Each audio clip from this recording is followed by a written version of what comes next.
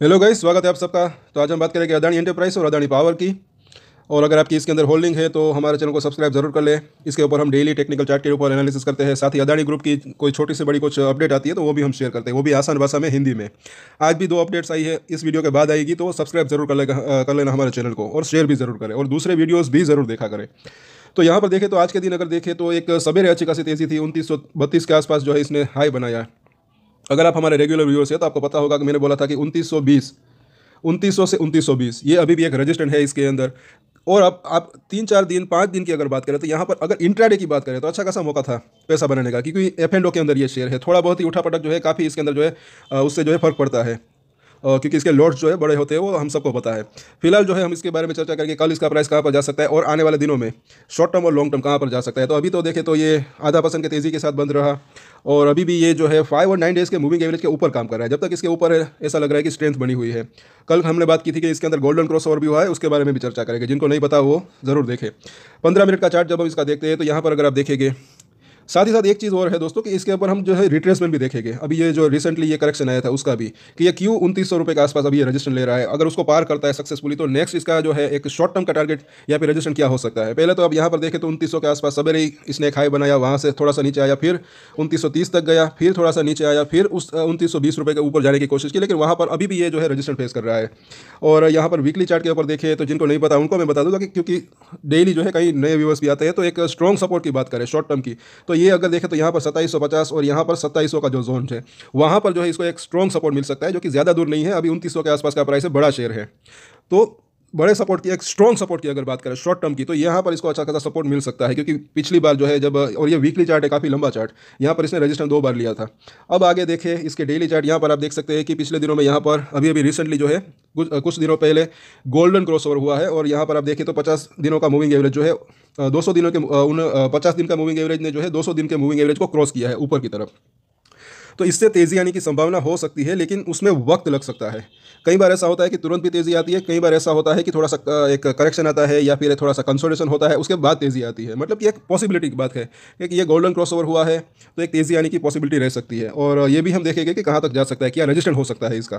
फिर तो आप यहाँ पर भी देख सकते हैं बोलिंजर बैंक, तो इसके भी संकेत अगर देखें तो अभी फिलहाल जो है ये काफ़ी यूज़फुल रह सकता है, कि अगर ये कंसोलिडेशन जो अभी चल रहा है थोड़ा सा लंबा खींचा, या फिर तो जो है ये इसकी मिडिल लाइन और ऊपरी जो लाइन है उनके बीच में अभी ये थोड़ा दिन जो है एक रेंज बाउंड रह सकता है। अभी मिडिल लाइन जो है 2522 के आसपास है, आने वाले समय में थोड़ी सी और ऊपर आ सकती है 2600 2650 के आसपास, और ऊपरी लाइन जो है अभी 3150 के आसपास है, ये भी अगर देखें तो थोड़ा सा इस तरीके का कर्व ले सकती है। इसके बारे में भी हम डेली चर्चा करते हैं। RSI को देख लेते हैं, आज 73 के आसपास पहुंचा है, थोड़ा सा ऊपर आया है कल के मुकाबले। तो अभी भी ये थोड़ा सा न्यूट्रल सी यहाँ पर जो है कंडीशन लग रही है। थोड़ा सा ओवरबॉट तो लग ही रहा है, क्योंकि 70 के ऊपर, लेकिन 70 के ऊपर है, लेकिन ज़्यादा नहीं है अभी ऊपर। अब इसके डेली चार्ट के ऊपर रिट्रेसमेंट की चर्चा कर लेते हैं, कि यहाँ पर 3150 से लेकर यहाँ पर टिक किया हुआ है। ये जो लो बनाया है अभी रिसेंटली 2760 के आसपास का बनाया, तो राउंड फिगर नंबर की अगर बात करें तो तकरीबन 400 रुपये के आसपास की जो है एक गिरावट आई। अब इसका अगर 33% निकाले तो 130 रुपये के आसपास का प्राइस आता है। और अगर 130 को अगर ये 2760 में अगर जोड़ दे तो तकरीबन जो है एक राउंड फिगर नंबर की अगर बात करें तो 2900 रुपये के आसपास का प्राइस आता है। तो इसी वजह से मुझे ऐसा लग रहा है कि इस प्राइस के आसपास ये अभी रजिस्ट्रेशन फेस कर रहा है। काफ़ी दिन हो गए, 3 4 दिन की अगर बात करें तो 2920, उसके ऊपर जाता है ज़रूर है 15 20 25 रुपये बिकॉज ऑफ वॉलेटिलिटी, लेकिन वापस से नीचे आ जाता है।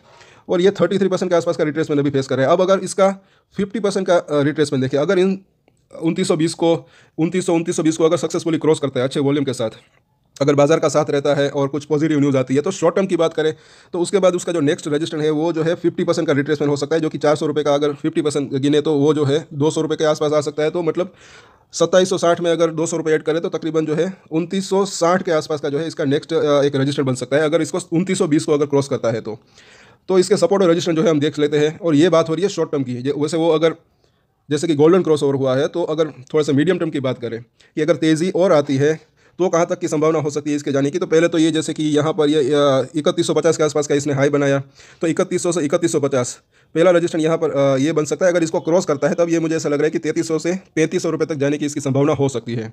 फिलहाल हम यहाँ पर देख लेते हैं शॉर्ट टर्म के सपोर्ट और रजिस्टर। तो पहले तो 2900 के आसपास का प्राइस है, तो पहला सपोर्ट जोन यहाँ पर दिख रहा है 2850 के आसपास, उसके बाद देखें तो 2820, और उसके बाद देखें तो 2750 के आसपास, जैसे कि हमने देखा।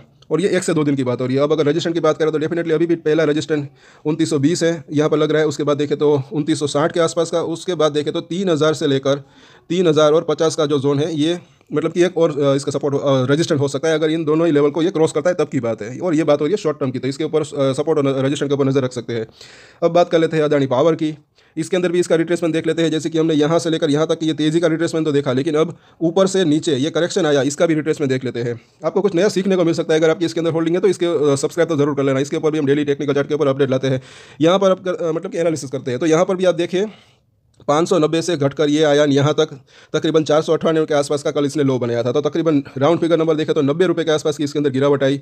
अब 90 रुपये का 33% कितना आता है, तो वो होता है 30 रुपये। आज बिल्कुल वहीं पर इसने रेजिस्टेंस फेस किया। आज का हाई आप खुद देख सकते हैं 530 रुपये के आसपास का बनाया। अब अगर इसको क्रॉस करता है, अगर बाजार का साथ रहता है कल परसों, मतलब कि कल हो या फिर सोमवार को, अगर बाजार का साथ रहता है, अगर तेज़ी कंटिन्यू रहती है या फिर कुछ पॉजिटिव न्यूज़ आती है, तब की बात है। तो इसका अगर 50% देखें 90 रुपये का, तो 45 रुपये है, यानी कि 545 से 550 तक जाने की संभावना रह सकती है। सपोर्ट भी हम पहले तो इसको वो भी देखेंगे। पहले तो 15 मिनट का चार्ट देख लेते हैं। यहाँ पर अगर देखें तो पूरे दिन अगर देखें तो ये 520 525 रुपये के आसपास बना रहा, और आखिर में जो है थोड़ी सी इसके अंदर तेज़ी और आई और 530 रुपये के आसपास इसने क्लोजिंग दी थी। क्योंकि ये तेज़ी आखिर में आई है, तो कल के दिन अगर बाजार का साथ रहता है तब की बात है, क्योंकि निफ्टी भी अभी काफ़ी हाई हो चुका है। तो अगर बाजार में तेज़ी फर्दर रहती है या फिर एटलीस्ट बाजार के अंदर ज़्यादा करेक्शन नहीं आता, तो जो है इसके अंदर और भी तेज़ी आने की संभावना रह सकती है, जो कि इसको 540 से 545 550 तक जाने की संभावना रह सकती है। फिलहाल वीकली चार्ट हम देख लेते हैं। यहाँ पर भी अगर देखें तो ये जो कैंडल बनी है अभी हैंगिंग बैंक जैसी कैंडल यहाँ पर लग रही है। कल का दिन इंपॉर्टेंट रह सकता है। कल हफ्ते का आखिरी दिन है, तो कैसी कैंडल यहाँ पर बनती है ये देखना बनता है। वैसे मूविंग एवरेज की यहाँ पर बात नहीं करेंगे, क्योंकि मुझे ऐसा लग रहा है कि कुछ लगभग जो है ज़्यादातर मूविंग एवरेज के ऊपर ही अभी ये काम कर रहा होगा। और अभी देखिए इसका डेली चार्ट फिर से, तो 21 दिन का मूविंग एवरेज, जैसे कि मैंने बोला था जब ये यहाँ पर था नीचे में, अब ये कल के दिन जो है 480 के आसपास ही आ सकता है। 480 को ये मतलब कि वहाँ तक आ सकता है। तो अगर शॉर्ट टर्म की बात करें तो ये 480 का जो जोन है काफ़ी के लिए इंपॉर्टेंट सपोर्ट बन सकता है। 500 से 480, इसके बारे में भी हमने चर्चा की थी, और ये धीमे धीमे ऊपर आ रहा है। जब तक मुझे ऐसा लग रहा है कि 21 दिन के मूविंग एवरेज के ऊपर ये बना हुआ है, तब तक स्ट्रेंथ बनी हुई है ऐसा लग रहा है। अब बुलिंजर बैंक को भी देखें तो यहाँ पर भी वही सिचुएशन है। अगर ये मतलब कि कंसोलिडेशन जो अभी चल रहा है वो थोड़ा सा कंटिन्यू रहता है, तो ये बुलिंजर बैंक का इंडिकेटर काफ़ी यूजफुल रह सकता है, क्योंकि इसका जो मिडिल लाइन और ऊपरी की लाइन है इनके बीच में एक ये रेंज बाउंड रह सकता है। मिडिल लाइन के आसपास ये सपोर्ट ले सकता है, ऊपरी लाइन के आसपास ये रेजिस्टेंस फेस कर सकता है। अभी मिडिल लाइन थोड़ी सी नीचे है, लेकिन ये भी थोड़ी थोड़ी करके ऊपर आ रही है। आने वाले समय में ये भी 480 के आसपास आ सकती है।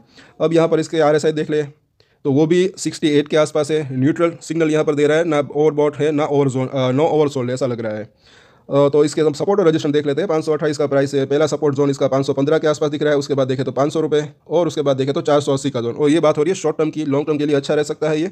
और अब यहाँ पर अगर रजिस्ट्रेशन की बात करें तो जैसे कि हमने देखा पहला रजिस्ट्रेशन अभी जिस प्राइस के ऊपर है, ये भी एक मतलब कि इसके लिए रजिस्ट्रेशन साबित हो सकता है। 530 का जो जोन है, उसके बाद देखें तो 545 के आसपास का जोन, और अगर उसके ऊपर देखें तो 560 रुपये के आसपास। तो इन तीनों ही सपोर्ट और मतलब कि दोनों ही सपोर्ट और रजिस्ट्रेशन के ऊपर आप अपनी नजर रख सकते हैं। तो आज के वीडियो में इतना ही। कल वापस इसके ऊपर चर्चा होगी। अगर आपको ये वीडियो अच्छा लगा तो लाइक शेयर एंड सब्सक्राइब करें।